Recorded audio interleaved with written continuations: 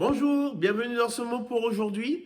Dans l'Épître aux Hébreux, au chapitre 12 et au verset 1, je vais vous le lire, il est dit « Nous donc aussi, puisque nous sommes environnés d'une si grande nuée de témoins, rejetons tout fardeau et le péché qui nous enveloppe si facilement, et courons avec persévérance dans la carrière qui nous est ouverte, ayant les regards sur Jésus, le chef et le consommateur de la foi, en vue de la joie qui lui était réservée, a souffert la croix et méprisé l'ignominie et s'est assis à la droite du trône de Dieu. » Je voudrais vous parler de cette grâce incomparable. Une grâce incomparable. Quelle grâce incomparable? Vous savez, c'est un chant qu'on a l'habitude de chanter dans nos églises, lors de nos rassemblements, de chanter quelle grâce incomparable. Celle de l'amour d'un Dieu qui est venu jusqu'à nous pour, justement, comme nous l'avons lu, pour nous décharger de tout fardeau, nous décharger du péché qui nous a enveloppés si facilement. Mais il veut que nous puissions courir, avancer, vivre, construire, bâtir. Et lorsqu'il y a des épreuves, il est avec nous, il nous fortifie, il nous encourage, il nous relève.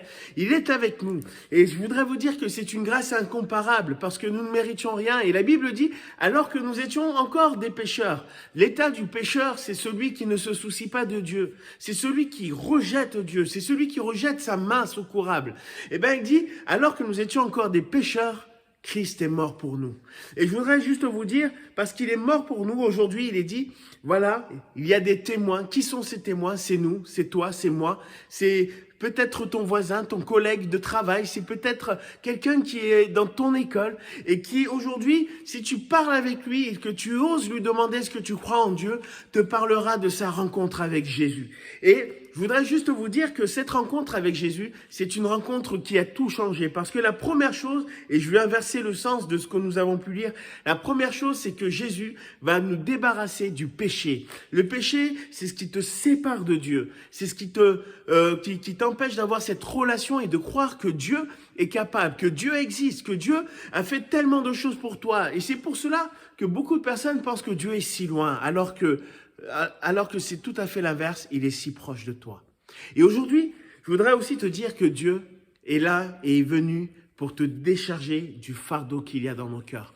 Combien de personnes commenceront cette journée avec des cœurs déjà fatigués, avec des cœurs déjà angoissés, mais aujourd'hui, Dieu vient vers toi encore pour dire, je veux t'enlever, t'ôter de tout le fardeau de ton cœur. Et comment cela se passe? Eh bien, ça se passe en se tournant vers lui. La Bible nous révèle, pour que le fardeau et le péché soient enlevés, eh ben, il est dit que Christ a offert sa vie sur la croix.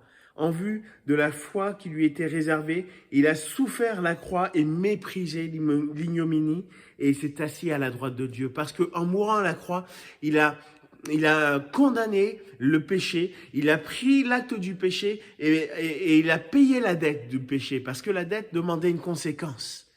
Mais il a payé cette dette et parce qu'il a payé cette dette aujourd'hui, nous pouvons nous approcher de nouveau vers Dieu. Alors croyez en lui, soyez bénis et mesurez quelle grâce incomparable Dieu nous a offert en nous envoyant Jésus.